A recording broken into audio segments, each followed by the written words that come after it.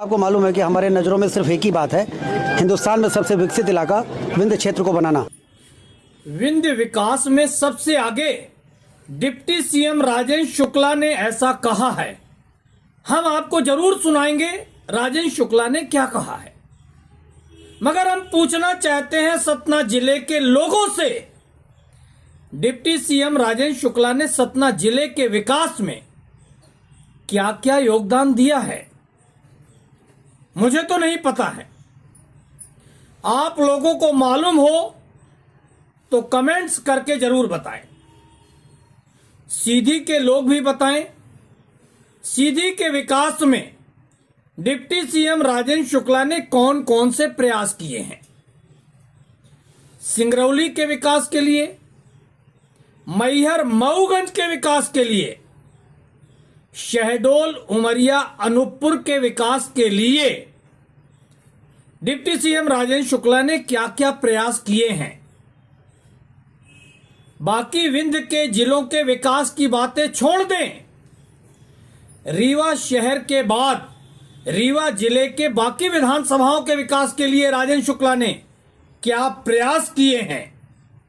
राजेंद्र शुक्ला जी, आपके पास स्वास्थ्य मंत्रालय है, पूरे विंध्य से प्रतिदिन कितने मरीज भोपाल, जबलपुर, प्रयागराज, नागपुर, दिल्ली, मुंबई, हैदराबाद, गुजरात इलाज के लिए जाते हैं, जानते हैं राजेंद्र शुक्ला जी? पूरे विंध्य से प्रतिदिन बाहर इलाज के लिए जाने वाले मरीजों के आंकड़े एकत्र कर अगर आप इन आंकड़ों को सार्वजनिक करें तो आपको पता चलेगा आप विंध्य के विकास में कितने प्रयास किए हैं और कितने सफल हुए हैं। विंध्य में व्याप्त गरीबी का एक बड़ा कारण यह भी है राजेंद्र शुक्ला जी कि लोग कर्ज लेकर घर, दुकान, मकान, संपत्ति गिरवी रखकर, बेचकर बाहर दूसरे जिलों में, दूसरे राज्यों में महंगे इलाज कराने जा रहे हैं। इस समय मेरा एक पत्रकार साथी भोपाल में पत्नी का इलाज कराने के लिए पिछले 1 माह से है। उसने बताया अभी 2-3 माह और लग सकते हैं इलाज में।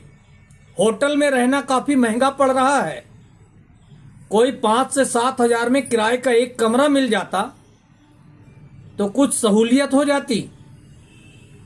ऐसे न जाने कितने लोग इन शहरों में इलाज के लिए भटक रहे हैं शुक्ला जी। यह सभी विंध्य के लोग ही हैं, आप ही के विंध्य के लोग। न जाने कितने लोगों के घर, दुकान इलाज कराते कराते बिक गए हैं शुक्ला जी। न जाने कितने परिवारों के बच्चों के भविष्य अंधकार में डूब गए हैं परिजनों के इलाज के कारण।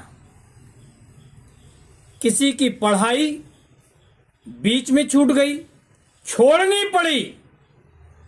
किसी को बालिग होने के पहले ही प्राइवेट दुकानों पर मजबूरी में नौकरी करनी पड़ी है। न जाने कितने युवाओं के भविष्य के सपने चकनाचूर हुए हैं शुक्ला जी। भाषण देना और लोगों के दिलों की पीड़ा समझना, यह दोनों काफी अलग है, यह काफी अलग बात है शुक्ला जी। अभी तो हमने सिर्फ स्वास्थ्य सेवाओं की बात की है, सिर्फ स्वास्थ्य सेवाओं का आईना दिखाने का प्रयास किया है आपको।